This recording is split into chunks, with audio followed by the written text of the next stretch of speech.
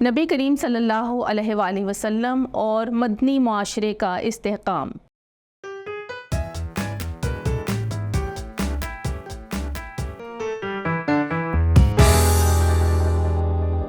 السلام علیکم عزیز طلبہ و طالبات، میں آپ سب کو مون لائٹ انٹرنیشنل پبلشر کے تعلیمی پلیٹ فارم پر خوش آمدید کہتی ہوں۔ آج ہم نبی کریم صلی اللہ علیہ وآلہ وسلم کے مدنی معاشرے کو استحکام کی حکمت عملی پڑھیں گے۔ جیسا کہ آپ سب کو معلوم ہے کہ مہاجرین مکہ سے ہجرت کر کے بے سر و سامانی کی حالت میں مدینہ پہنچے۔ اب کسی بھی معاشرے کے استحکام کے ذریعے ضروری ہے کہ وہاں کے باشندے جو ہیں وہ اپنے پاؤں پر کھڑے ہوں اور وہ کسی کے محتاج نہ ہوں۔ اس لیے سب سے پہلے مہاجرین کی آباد کاری اور ان کو اپنے پاؤں پر کھڑا کرنا ضروری تھا۔ اس مقصد کے لیے نبی اکرم صلی اللہ علیہ وآلہ وسلم نے مہاجرین اور انصار کے درمیان مواخات قائم کی، جسے ہم مواخات مدینہ کہتے ہیں۔ نبی کریم صلی اللہ علیہ وآلہ وسلم نے ایک ایک مہاجر کو ایک ایک انصار کا بھائی بنا دیا، اور انصار نے بھی اس مواخاتی رشتے کو خونی رشتوں سے بڑھ کر پورا کیا، اور مہاجرین کو انصار نے اپنے گھروں میں رہائش دی اور ان کو اپنے کاروبار میں شرکت دی، اور مہاجرین نے بھی اپنی خودداری کا مظاہرہ کیا، اور وہ دوسروں انصار کے اوپر بوجھ بننے کی بجائے انہوں نے خود جو ہے وہ روزگار کمانا شروع کیا اور اپنے پاؤں پر کھڑے ہوئے۔ اس کے بعد مدینے کے اندر پہلے سے جو موجود مسلمان قبائل تھے ان میں ایک قبیلہ اوس اور قبیلہ خزرج تھا۔ مسلمان یہ جو مدینے میں پہلے سے آباد اوس اور خزرج کے مسلمان تھے، یہ کاشتکاری کرتے تھے اور غربت کا شکار تھے، اور یہودی بھی ان کو آپس میں لڑوانے کی حکمت عملیاں استعمال کرتے تھے تاکہ مسلمان مستحکم نہ ہو سکیں۔ مدینہ میں رہنے والے جو قبائل جو یہودی قبائل تھے ان میں بنو قینقاع، بنو نذیر اور بنو قریظہ تھے۔ یہ تینوں قبائل مالی طور پر مستحکم تھے اور اوس اور خزرج کو یہ سود پر قرض دیتے تھے۔ یہودیوں نے اپنی اجارہ داری قائم کر رکھی تھی اور مسلمان جو تھے وہ ایک پست طبقہ تھے۔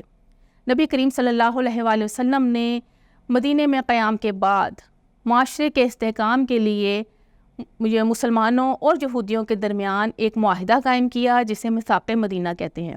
اس معاہدے کی روح سے تمام افراد کو معاشی، مذہبی اور معاشرتی استحکام حاصل ہوا۔ میثاق مدینہ کے بعد مسلمانوں نبی کریم صلی اللہ علیہ وآلہ وسلم کو سربراہ تسلیم کر لیا گیا۔ مسلمان آزادی کے ساتھ سانس لینے لگے، اور یہ چیز قریش مکہ اور یہودیوں کو برداشت نہ ہو سکی، اور منافقین اور یہودیوں نے مل کر مسلمانوں کے خلاف سازشیں شروع کر دیں۔ منافقین کون تھے؟ منافق وہ لوگ تھے جنہوں نے اسلام کو قبول کر لیا لیکن دل سے وہ مسلمان نہیں تھے، مسلمانوں کے خلاف حسد اور بغض دل میں رکھتے تھے، اس لیے انہوں نے یہودیوں کے ساتھ مل کر ریشہ توانیاں شروع کر دیں اور سازشوں کا ایک جال پھیلا دیا۔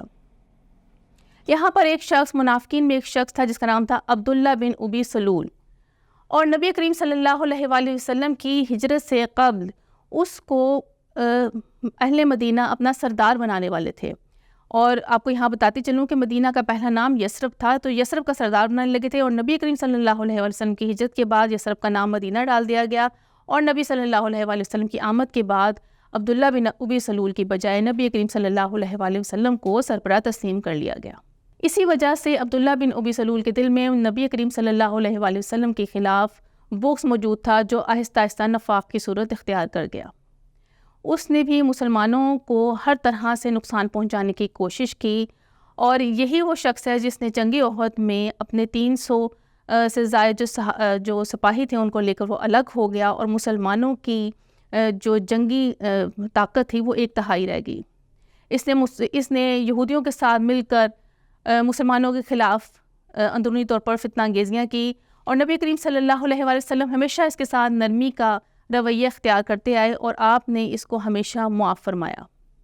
ہم اگلے لیکچر میں جو غزوات پڑھیں گے اس میں بھی عبداللہ بن ابی سلول کے بارے میں ہم دیکھیں گے کہ کس طرح اس نے یہودیوں کے لیے نبی کریم صلی اللہ علیہ وآلہ وسلم کے آگے سفارشات کی جو اس کی منافقت کا واضح ثبوت ہیں۔ امید کرتی ہوں کہ آج کے لیکچر سے آپ کو مدنی معاشرے کے استحکام کے لیے نبی کریم صلی اللہ علیہ وآلہ وسلم کی حکمت عملیوں کے بارے میں آگاہی حاصل ہوئی ہوگی۔ اللہ حافظ۔